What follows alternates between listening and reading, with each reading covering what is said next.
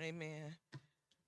Well, we have been in the book of Daniel, and as you remember, Daniel and his three friends, Meshach, Shadrach, and Abednego, were Hebrew boys that were taken captive and taken to Babylon. And we're still in the land of Babylon for this lesson. The lesson title is God Strengthens Daniel. And we're in the book of Daniel 10 through 19. Okay. So if you need a Bible, oh, there's no usher back there. If you need a Bible, um, Raise your hand and I'll get you one. Okay. Um, the lesson is called God Strengthens Daniel. Now, as we start out, Daniel has been praying for 3 weeks and he hasn't heard nothing from God. He's been praying and he's been fasting for 3 weeks. Daniel fasted 21 days and he had not heard nothing from God. And he was wondering why, what's going on. He became weak. So just give you a little prelude to the lesson. So as we start in 10:10, it says, "And behold, a hand touched me, which set me upon my knee and upon the palms of my hand." Okay, realize he's been fasting for 21 days. He's weak, okay? He had actually at this time fainted. He was very weak, but he was touched.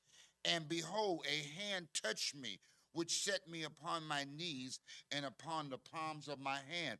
So this was a spiritual touch that Daniel received, and it gave him strength to where he got up on his knees in the palms of his hands. Okay?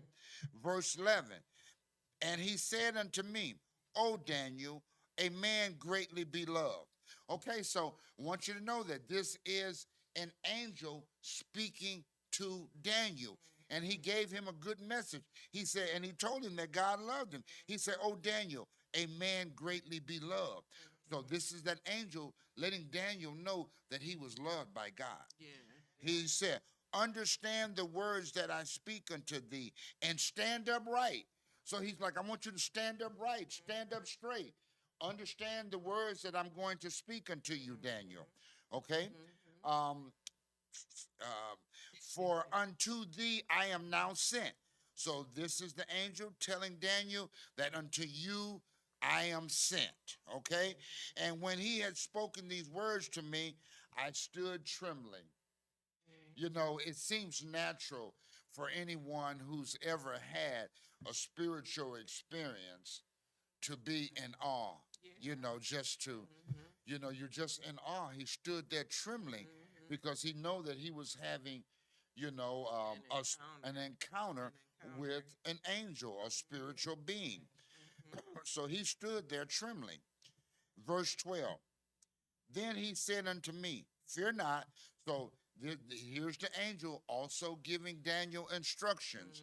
He's telling him to fear not. Because when the angel came to Daniel, Daniel had two other people that were there with him, and they feared, for what was going on, and they ran. And they ran. They And took they off ran. running. So Daniel, they knew that something spiritual was going on. So Daniel's companions were in fear and they took off running.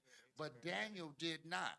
So here's the angel is reassuring Daniel not to fear. He said, then he said unto me, "Fear not, Daniel, for the first day that thou didst set things, excuse me, for from the first day that thou didst set thy heart to understand and to chasten thyself before thy God, thy words were heard, and I come for thy words."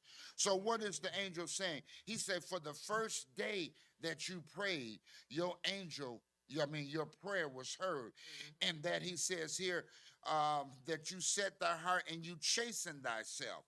So what does he mean by chasten thyself? When you chasten yourself, normally you're going to see something that you've done wrong. You want to correct yourself. But in this case, the lesson doesn't really tell us of anything that he done wrong, but we relate back to the earlier lessons that, remember, Daniel said, I'm not going to eat your food or your meat, O king, because that food or meat was meant for sacrifices to pagan gods, and Daniel refused to eat it. So this is one of the things that my wife and I thought, that one of the ways that he chastened himself, because the lesson doesn't explain anything he did wrong. Right. And it's Yes. just an examination of yourself as well. Actually, when you're fasting, Mhm. Mhm. disciplining your body. Okay. So that's a form of chastening. Chasing. Okay. Eat, Mhm. chastening his body. Right. It's bringing his body. Okay, okay. We really were looking for something that he might have been repenting for, and I said we didn't find it, so I assumed that it would have been him rebuking the food that King Nebuchadnezzar wanted him to eat. Mhm. That he said, no, I'm not. I refuse to do it because it was food that was sacrificed to pagan gods. Mhm. Fasting for God to move, Mhm. like Jesus said, somebody's gonna come except fasting and prayer. Mhm.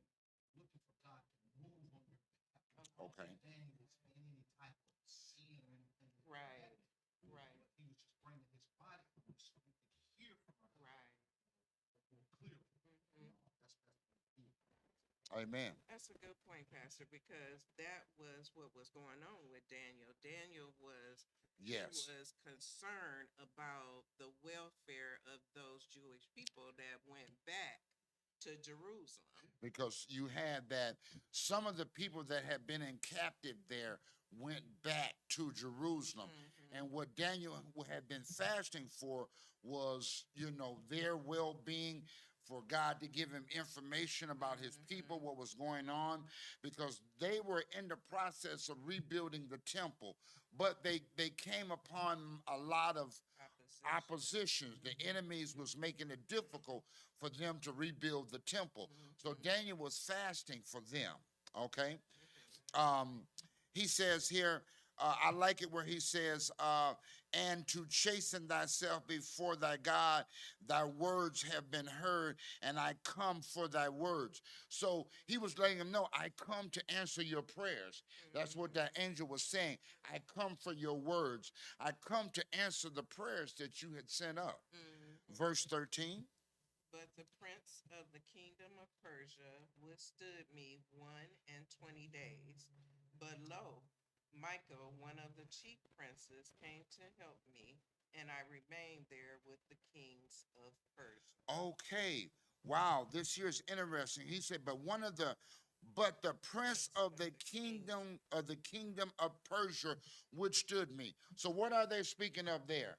They are talking about a demon. Okay, this is one of Satan's demon, which see. So this here lesson, it really gets really good from what what we talked about and shared. There was a demon there that stopped the angel from bringing the message to Daniel. Okay, now listen here. He says, but the prince of the kingdom of Persia withstood me 1 and 21 days. But lo, Michael, one of the chief princes, we know Michael is one of, because just as Jesus has hierarchy of hierarchy of angels, Satan has it of demons.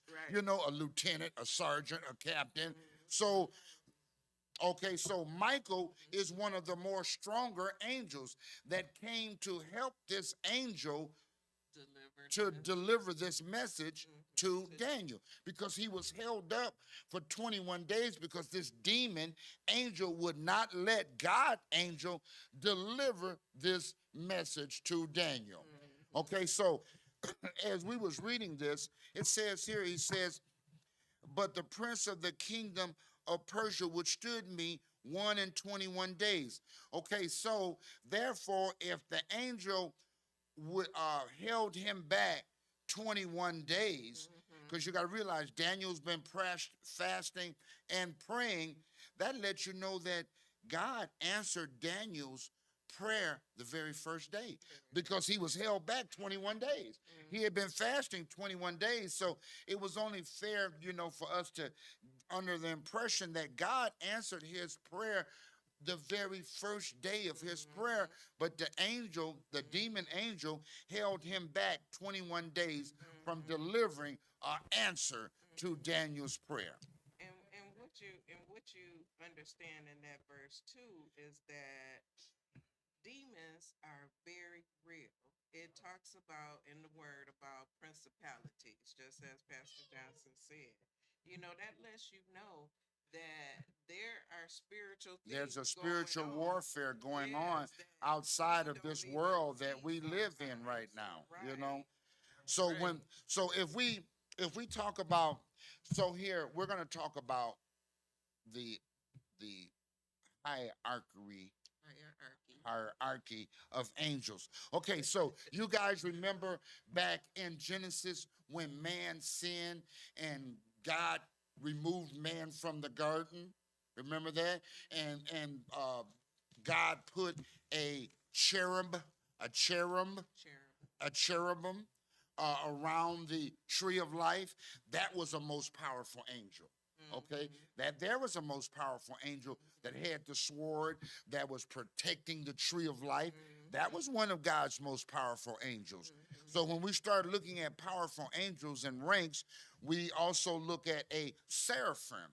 Okay, a seraphim angel is a fiery angel. This angel stands above the throne of God. His job is to communicate between earth and heaven. Okay, a seraphim, a seraphim angel has 6 wings. He's consumed up fire. Okay. Two of the wings he puts over his eyes, okay, as humility. The other 2 wings he put over his feet as respect. And with the other 2 wings, he flies. Okay. So now this here is an angel that stands above God's throne. I just wanted to give you some information about different angels and their power and their duty, okay, and their authority. We also knows that in this lesson here, Daniel has been in contact with several different angels. If we remember, an angel explained to him what the 4 beasts was. Okay, an angel explained to him the vision of ancient days. Remember, ancient days is God Himself.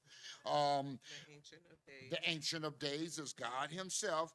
An angel explained to him the night vision of the appearance of the Son of Man. And these are different angels that have been come. Because this whole lesson, the last month, has been about visions of Daniel's. And Daniel's visions has been explained to him by angels. So this here is just a recap of some of the information that has been explained to Daniel by angels. We look at he explained the ram, the male goat, the little horn, all those things. We know the little horn was the Antichrist. We know that the male goat was the king that took over after Alexander the Great, the one that we have trouble pronouncing his name, Anticussing him. Okay. We know that the ram would have been Nebuchadnezzar.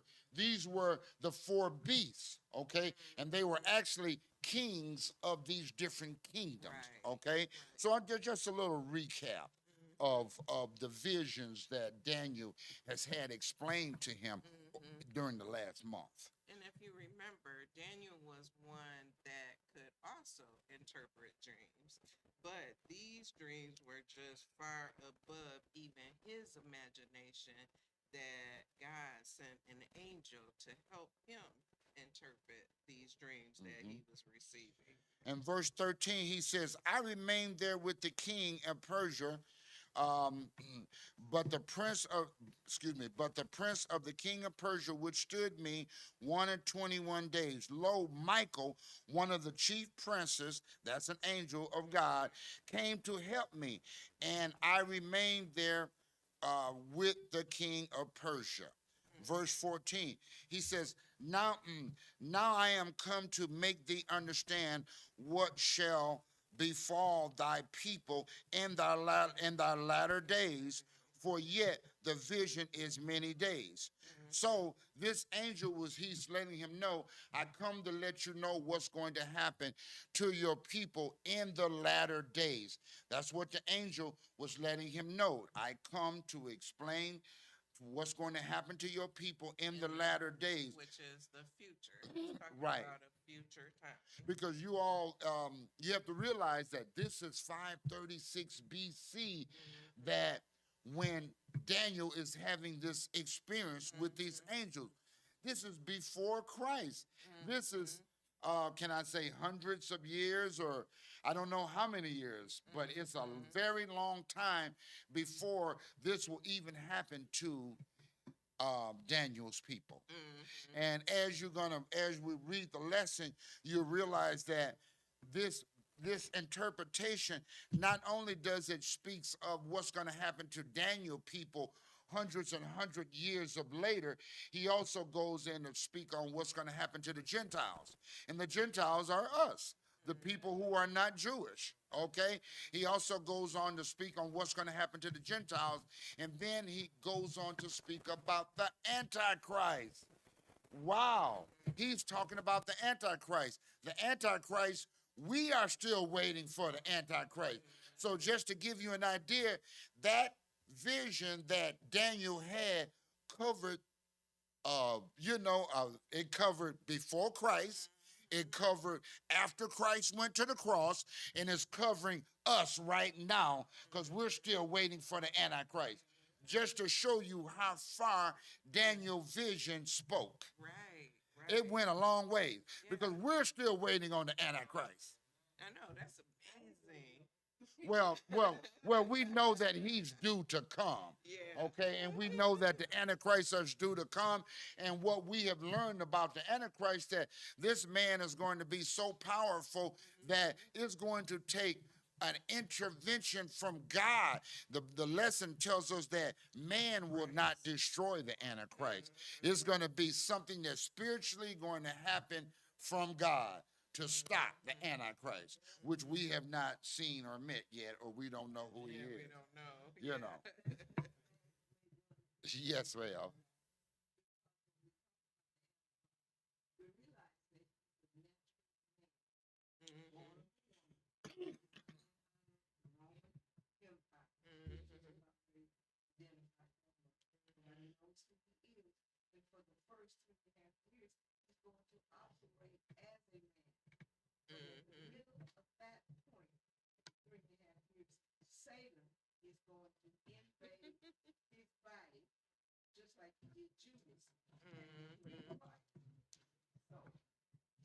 Well, thank you.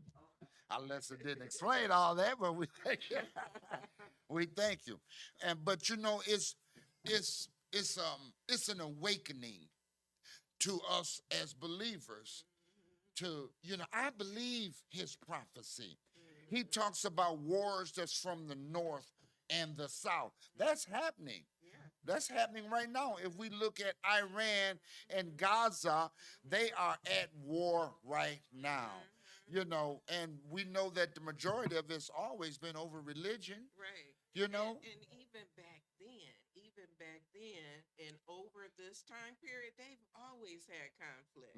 So just like they had a lot of conflict, and this nation taking over that one, it's always been going on. Yes. And you can read that in the word, you know.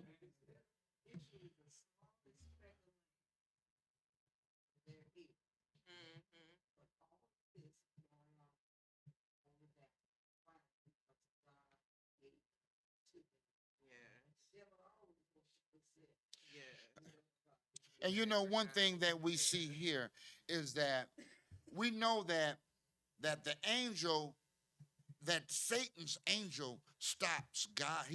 He held God angel up for 21 days before Michael came, a stronger, more powerful angel that brought that vision, that interpretation of that vision to Daniel.